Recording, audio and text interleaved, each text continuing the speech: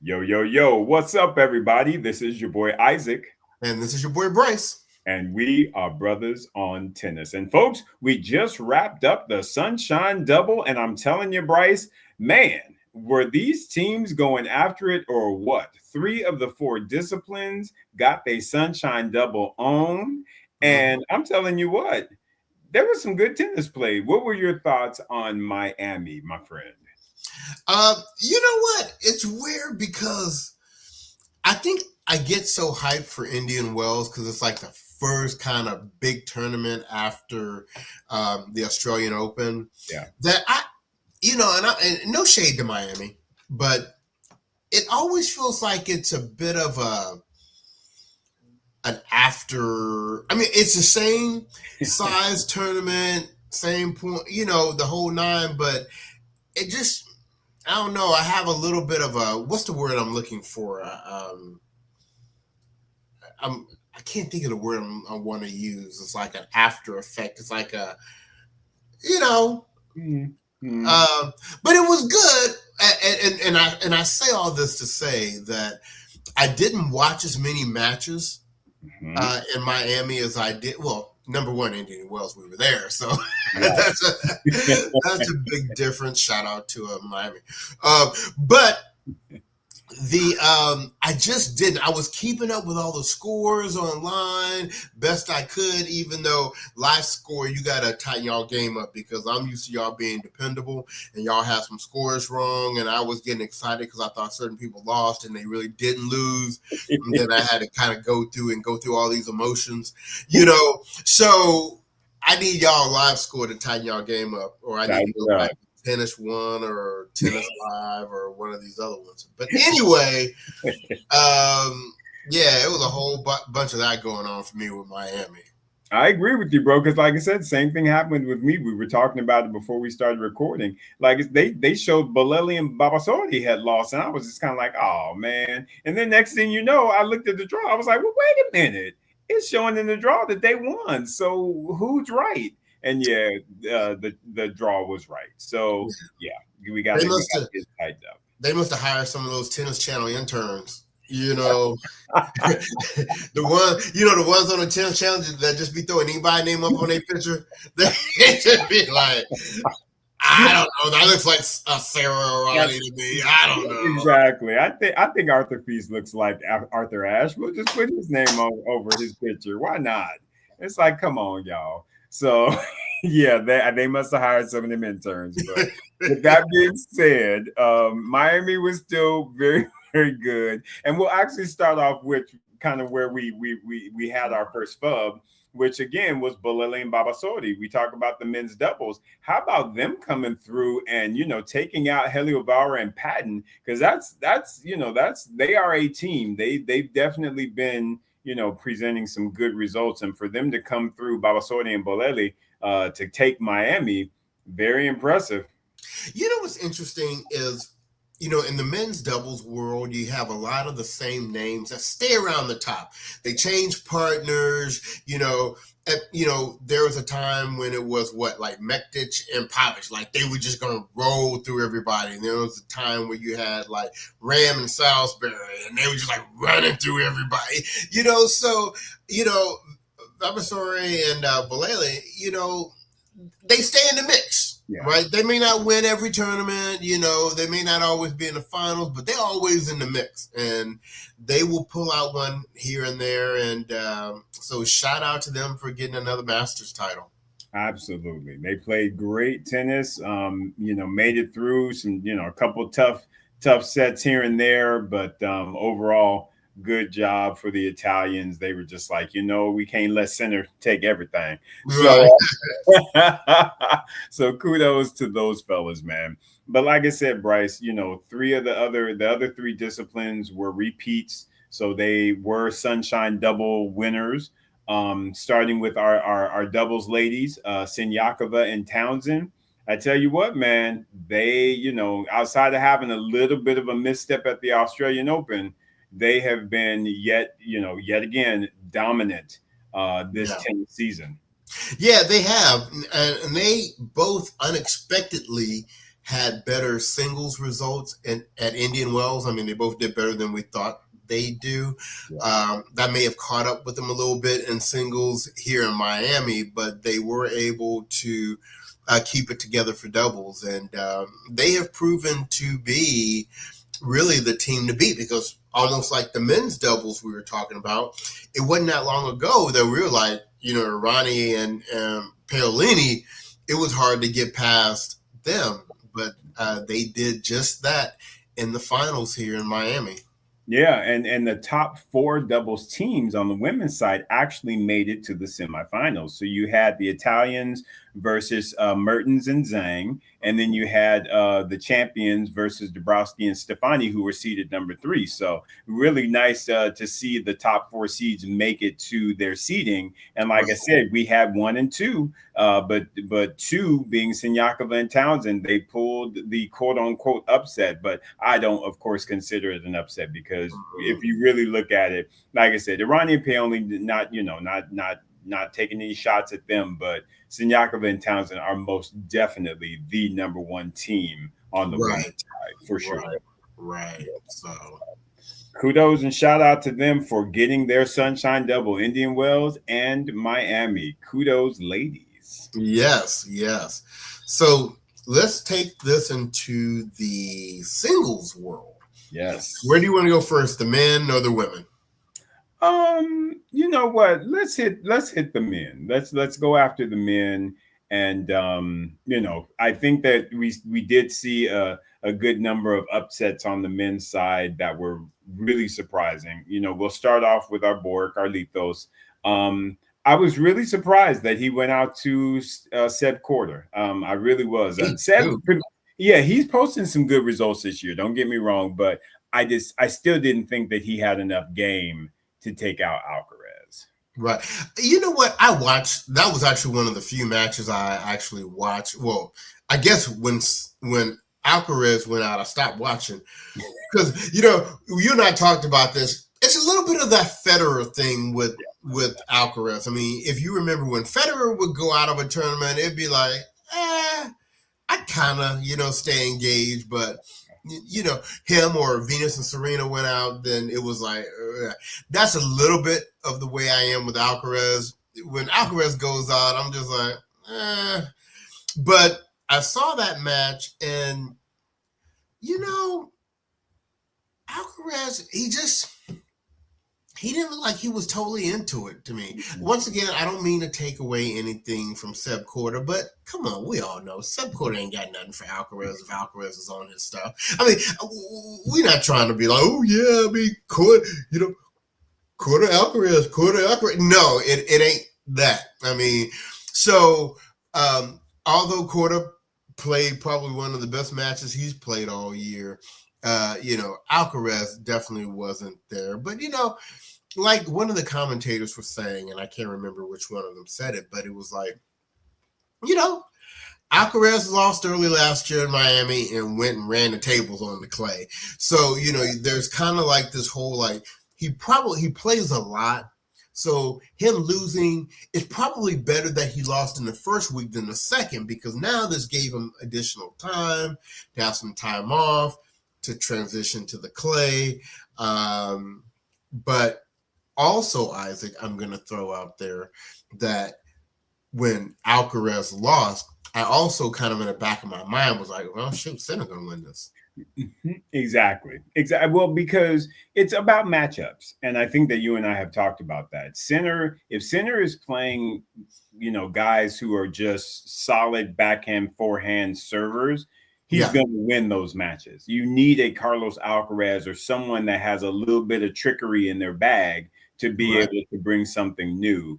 And you're right. So, and I mean, when we look at Sinner's road, there are some guys that can worry him again, like who was the defending champion. What is his name? Minchik.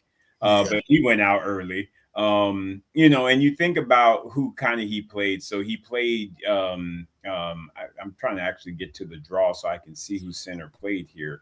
But I know he played Zverev in the semifinals. Again, same style. He just does it better. He played Tiafoe. that that one was tough to watch because he manhandled Big Foe. He was just like, we are in different classes now. I am no longer multi-center. My Tiago is not in Sinner and Alcaraz's class. No. But I tell you who impressed me though, playing Sinner was Alex Mickelson. Now Alex really played him strong. It was still straight sets, but 7-5, 7-6. He really played him, in my opinion, very, very close to the vest, and he could have, pulled out one of those sets. So I was really impressed with what we saw out of the young American. But overall, like you said, Bryce, when Carlitos lost, I was just sort of like, yeah. And the fact that Sinner's coming off of an Indian Wells win, I'm like, ain't nobody about to stop him from getting this sunshine double. So he and rightfully so. He made it happen. He definitely made it happen. So, but really, go ahead. And then in the finals he gets Lehechka, and I'm like, where did he come from? Once again, I thought he was on that boat with Crystal Waters and Terrence Trent D'Arby and Remy Shan and all them. I didn't even know old dude was still in the drug protocol. And he come out here, and where I was very surprised was how he handled Fils. Yeah. Again, a close matchup, but I think with them. Well, I'm sorry, not a close matchup. I'm looking at the wrong score. He gave him to Hobus. That was but here's what I'm going to say about that, though. Fils was actually lucky to be in that round in the first place because that match before that he played with Tommy Paul, that was 6-7, 7-6, 7-6. Right. That one I watched. And I'm a big Tommy Paul fan. And of course, I love me some Arthur Fils. So I was really torn. Who do I want to win this one? And so I'm so happy it went to 3 tiebreakers. But at the same time, you have to believe that took a lot. Oh, I'm sure. Arthur Fils. And he just really, in my opinion, didn't have anything to bring to the table against Lehechka. So Lehechka needs to be thanking Tommy Paul for taking, you know what I'm saying? Otherwise, that would have been definitely a more competitive match. And Arthur Fils, in my opinion, would have won that match. But dude, that match against Tommy Paul, he was down 6-2 in the third set. Right. I know. And I was just like, it's because you love Arthur Fils, but I felt gutted for Tommy Paul because I'm like, dude, you lost 4 match points. He's gonna feel that for a while. That stings, bro. He's gonna feel that for a while. But just a great match. That was one of them where I was like, yeah, that's a great match. So anyway, with that being said, yeah, I think Lehechka just got fortunate and was able to, get through Arthur Fils. But of course, you knew his game was not going to match up well against Sinner.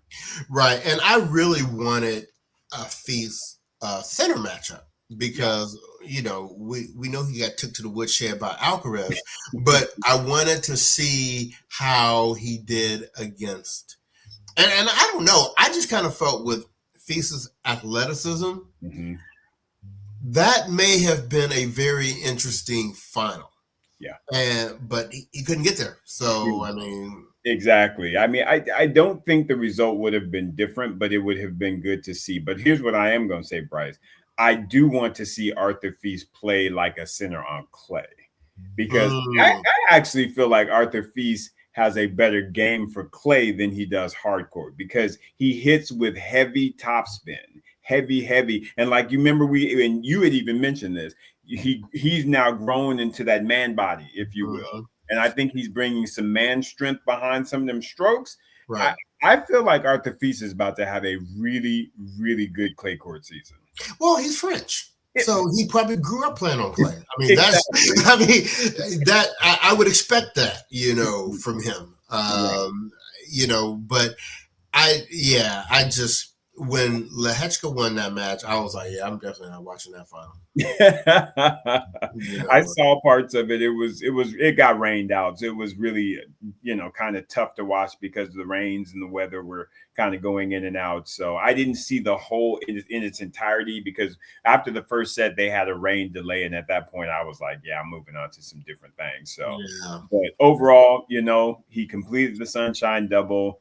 Kudos to Yannick Sinner again. He's doing what he does, which is he plays the game better than 99.1% of the tour, and that other 0.9% or 0.09%, if you will, is Alcaraz.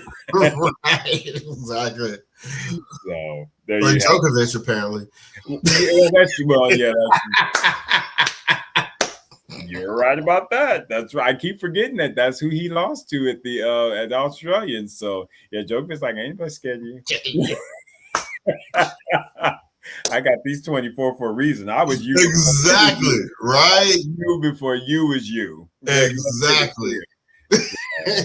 That's funny. So anyway, so kudos to him. Yes. We're all wrapped up. We are hitting the clay on that side. But what about the women, bruh? Come on. Look, this is what I want to tell y'all. Y'all better put some respect on Coco Gauff's name because with all, and y'all know I love Coco Gauff. We love Coco Gauff, right? Girl got potholes in her lawn like you would not believe in her game. She do, I mean, you know what I'm saying? Yeah. But her competitiveness and her athleticism, yes, you keep her in the mix. There, honestly, some of the matches and she is probably the one I watched the most in Miami. Yes, she should have lost probably half the matches she played. Yeah. You know, but she won it. She found herself in the finals in 3 sets with Sabalenka. I mean, she didn't win, but honestly, she did not, to me, even deserve to really be where she ended up. But that is not a criticism. That is a compliment to these other, I guess, intangibles in her game that she can help will herself to win. I mean, I don't know how you felt. No, 100%, bro. It is a testament to all of the other qualities that she possesses that we forget. Coco Gauff has been on the scene for a very long time. She knows how to play this game, regardless of the forehand, regardless of the serve. She knows how to win. Simply put, she was 15 years old when she was snatching up junior titles, junior Grand Slam titles, y'all. So Coco Gauff is not foreign to winning. She knows how to compete. And I tell you what, I mean, she went through the match that I was like, whoa, there were 2 of them. Of course, I was really impressed with her getting through Bencic because that was the one. Yeah. Because I was like, Bencic is not the one to play with. She knows angles. She knows her way around the court. She gonna bring it to Gauff. And she did. She took it to her and it went 3 sets. But again, Coco's athleticism and her competitive nature was like, girl, you ain't got nothing for me. I know how to get past this finish line. And I've been losing these last couple of weeks, but my spirit is right on this. And she got through it. And I'm gonna tell you what, Sven, we love you. I'm gonna just start with let's just start with that. Sven Gronefeld, we love you. But I'm gonna tell you what, you're gonna have to figure some out. Y'all need to review some tape strong because that don't make no sense that Coco Gauff put them back. I mean, she took Muhova and said, girl, I like your game. Look, Coco Gauff, when she look at the draw, she be praying Muhova be in her section. Praying. Because she know that's a dubs. You hear me? That's a dub. Girl ain't lost a set yet. My girl came out there, won that first game, and I was like, ooh, maybe this is going to be good. Coco was like, please. She ran the next 12 of 13 games and said, Muhova, girl, I like your game. Get out the way. Right. man. And I'm gonna say this, Bryce. Mhm. Here's the one thing though I will say. Right. Coco better be glad that Mhm. Muhova got a good record and has a good mindset against Mboko. Because I'm gonna tell you what, had Mhm. that been Mboko that made it through and it was Mboko Coco, because Mboko ain't scared. She like, I got the victory over you, sis. You talk about And I ain't got them potholes in my lawn. potholes. What? So Coco better be she better be really like, Muhova, thank you for doing that. Because Like I'm gonna you tell you said, what, matchups. it's matchups, bro. I honestly believe if Mhm. Mboko had gotten past Muhova, you would have seen a Sabalenka Muhova. I mean, Sabalenka Mboko final. Yeah. Because she wouldn't have been afraid of Coco, and she would have been swanging. You hear me? Not swinging, swanging out. She'd been like, "Girl, I'm gonna expose all them potholes." Bryce, I'm just telling it as it is, bro. I'm just telling it as it is. You tell the truth, man. You are Yeah. absolutely telling the truth. But like I keep going back to what you said, it is about matchups, and when these draws come out, that's what it's all about. Yeah. But like I said, Coco did what she needed to do, but we got to tip the hat to Sabalenka. I mean, Sabalenka, it's so funny, Bruh. these individuals, her Sinner, that didn't get it done at the Australian Open are like, you know what? We ain't Exactly. going nowhere. We ain't going nowhere. Sabalenka was like, I'm gonna take a little time away. Mm-hmm. Remember they had those 1000s that she didn't play, and she Right. was like, I'm just gonna take a little time. Let me do a reset. And boy, oh boy, has she come back with a vengeance. I mean, she snatched up on Rabakina in that semifinal and was like, you know what, sis? I ain't scared of you right now. My game is nice. You hear me? My game and my confidence is nice. And really quickly, let Yeah. us give a shout out to Haley Baptiste. I feel Yes. like Haley played Mm-hmm. a very good Miami tournament. She Yep. came against Sabalenka. I still feel like Haley is she's Oh yeah. trending in the right direction, bro. Yes. She Really is. looking good. And and hey, it is no shame in Indian Wells to go out to Rabakina and then to go out to Sabalenka in Miami. You Exactly. know, Nothing wrong ain't with that. no shame in that at all. Correct. So I'm telling you what, I need to see Haley Baptiste and Mboko or Coco. I need some combination of them three on the doubles court. I agree with you. And Haley, well, for whatever reason, Haley is paying with Ostapenko now because Ostapenko trying to grab up all the black folks to make up for all that. Right. So she was playing with so Haley was playing with Ostapenko. I don't know if it was in this tournament or not, but funny enough, and then she beat Ostapenko in singles to get to Sabalenka, which was hilarious. Mm-hmm. But yeah, I agree with you. I think from a doubles pairing, we need to get some Baptiste, Mboko, Coco Gauff. Yeah. Let's get something in one of these grand slams here. Hell, a snatch Asia Muhammad. Well, quietly. You know? Mm-hmm. Absolutely. Now, I would really honestly love to see.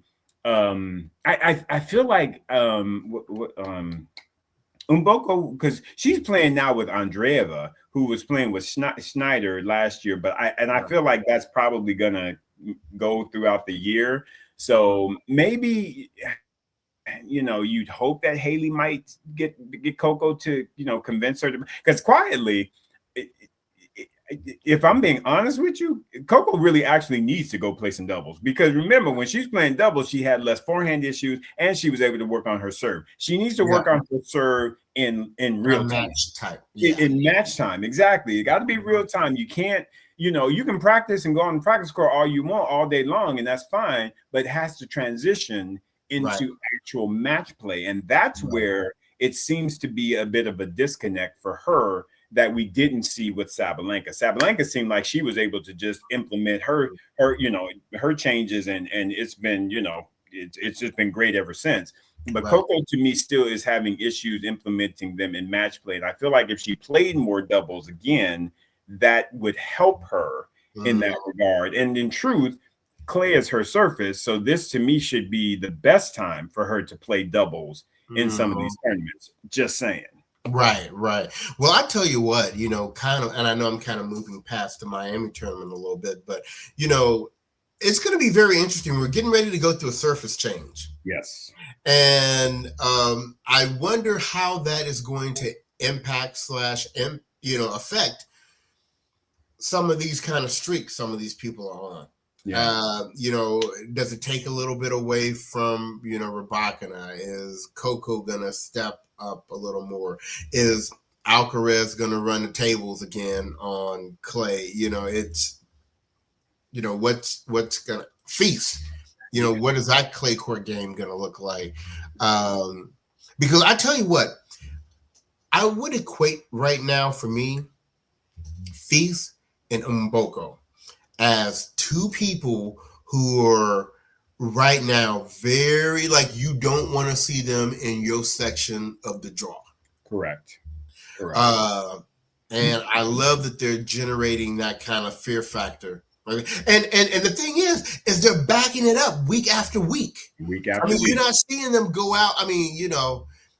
There's a reason why Fils went out to Lehechka, which you talked about earlier, but they are basically running deep in all of these tournaments. Correct. They are playing really, really, really good aggressive tennis. And I feel like their game, I feel like Fis's game, of course, will transition better on the clay. Mboko hits a little bit flatter. So it'll be interesting to see what her clay results are going to be. But in truth, I think with Mboko, it's a lot of what we're seeing from Coco Gauff. She's got that competitive nature about her. So even if her game isn't a perfect fit on the surface, she's going to figure it out and she's going to make it fit. Right. And so I feel like she is going to, like you said, she's going to get her dubs. And let's not forget, her coach, Toziat, is French. Come on now. So, yeah. So it's going, she going to be all right. Yeah. She like I said, I fully expect for Mboko to make the WTA championships. In fact, she probably will be pushing top 5. Oh yeah, I think so. Because I have a feeling she's going to play a lot and she's going to go deep consistently. I think she is. Once again, I'll say both for Fils and I will say for Mboko. I expect nothing less than quarters from them at every tournament. I agree. I completely agree with that. Yeah, because they are playing top 8 ball. They really are. Yeah, they absolutely are. So so like you said, like we said, we'll give our shout outs to Sabalenka once again, running the tables, getting her sunshine doubles to her, Sinner, as well as Sinyakova Townsend. All 3 of them took both of those disciplines. And kudos, like I said, Sabalenka, she is a beast. And I feel like if she is managing her schedule the way that she should, she's going to be rough across the board. And and rightfully so. She's number 1 player in the world. But I really feel like she's going to potentially be on a mission to either get Wimbledon or Roland Garros this year, because those are the 2 that are missing on her resume. Right. So there's going to have to be some pushing, and speaking of which, let's talk about some news here. If you haven't heard, and I'm talking to the listeners and viewers out there, Iga Swiatek was like, okay, what's that boy name? Win Facet. Yeah, Win Facet. She was like, Win, I'm sorry, bro. This little experiment has come to its final destination. And so she has let him go, and rightfully so, because Iga has not been the Iga of old. And we've just seen that, and it'll be interesting to see where she goes. Bryce, what were your thoughts on that move? Well, I thought what was interesting is who she went to go talk to about it. Oh, tell us. And that was Mr. Rafael Nadal. Oh, okay. Yes. So I don't know what came out of that conversation. I was like, are we going to see Rafael in somebody's box? Talk about some vamos.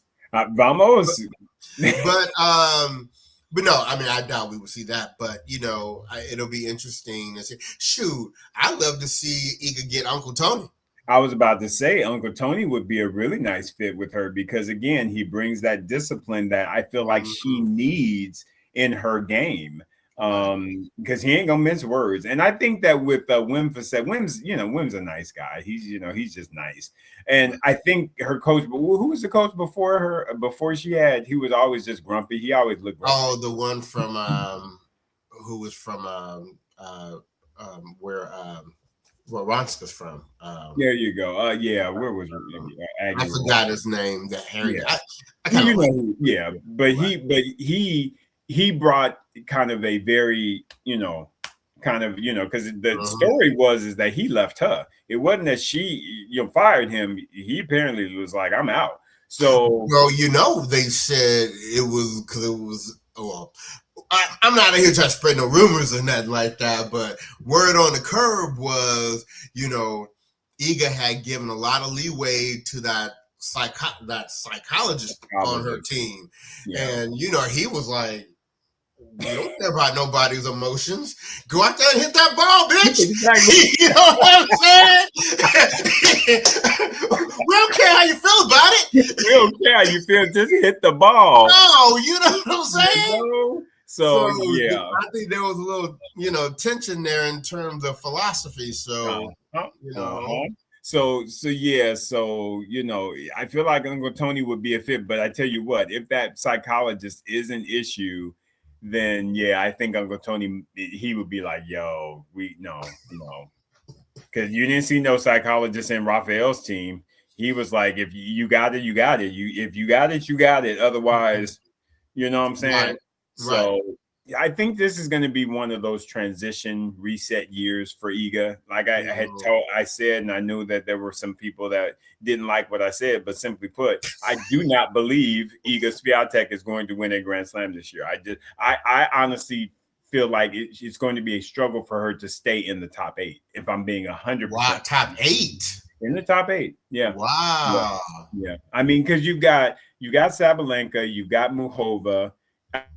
You got Sabalenka, you got Rybakina, you got Coco. Jess Pegula is playing great tennis. You got Muhova. We talked about Mboko. I mean, it ain't but 2 more spots right there. And there's still some folks that, I feel like have achieved, like your Anna Samovas.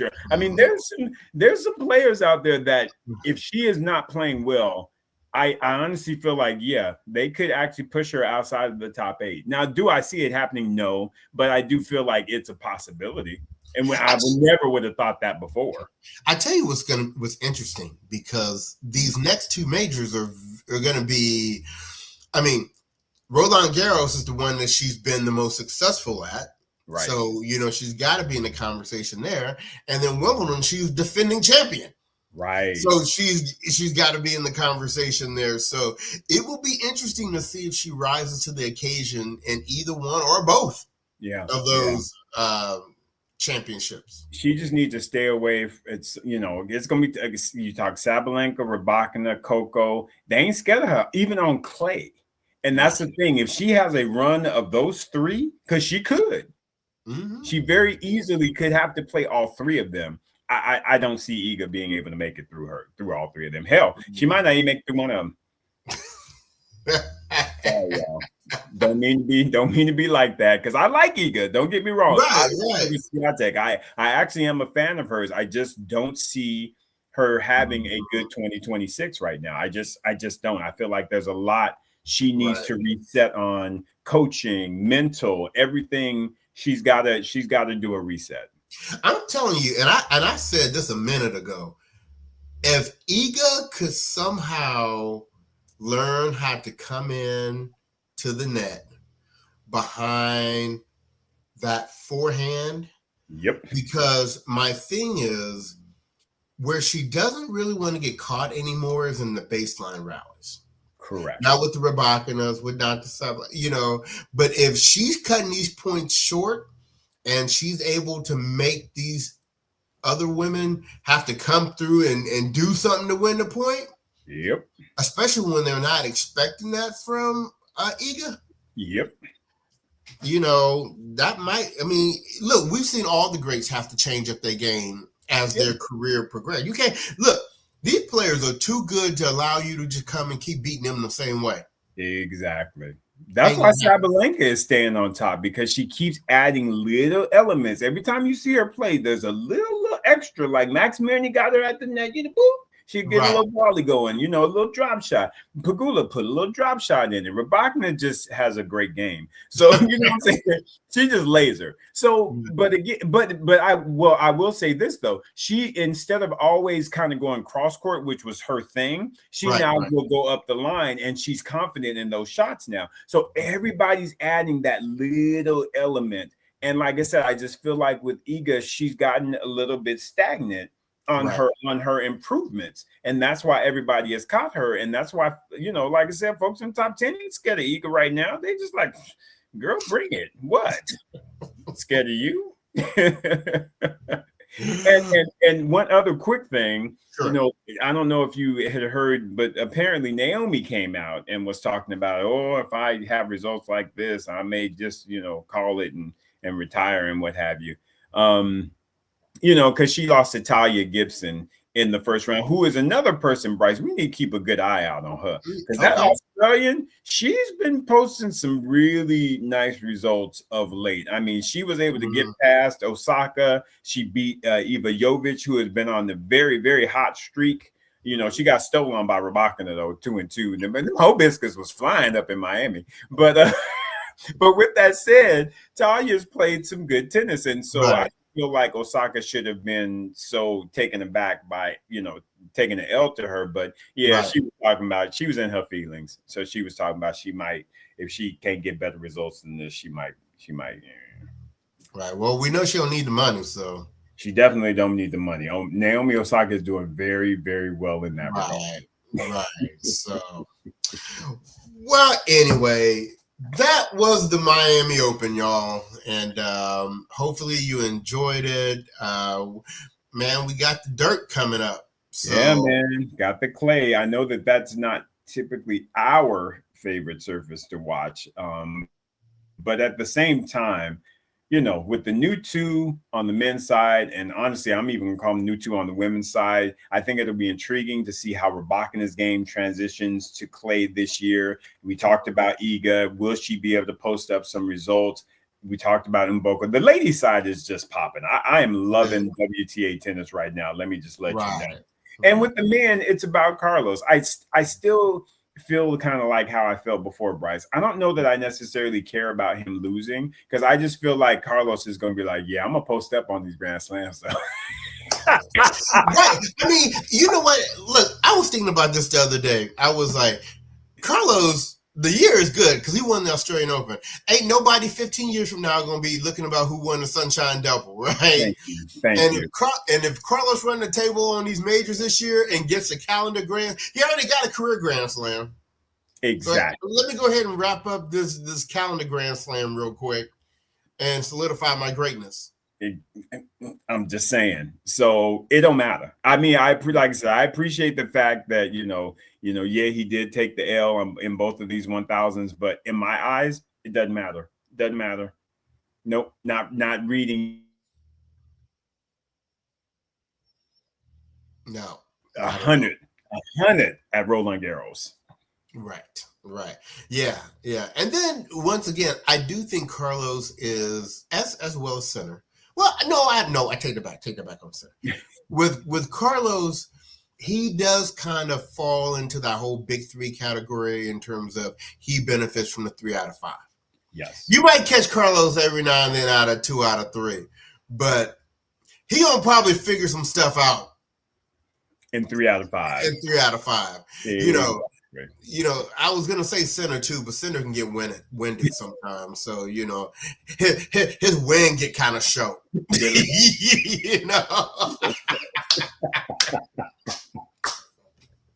Yes, sir. Oh man. So yeah, the dirt's gonna be fun, man. The dirt will be fun this year. Yeah. So stay tuned. We're gonna cover it, everybody, and the only way we know how. So.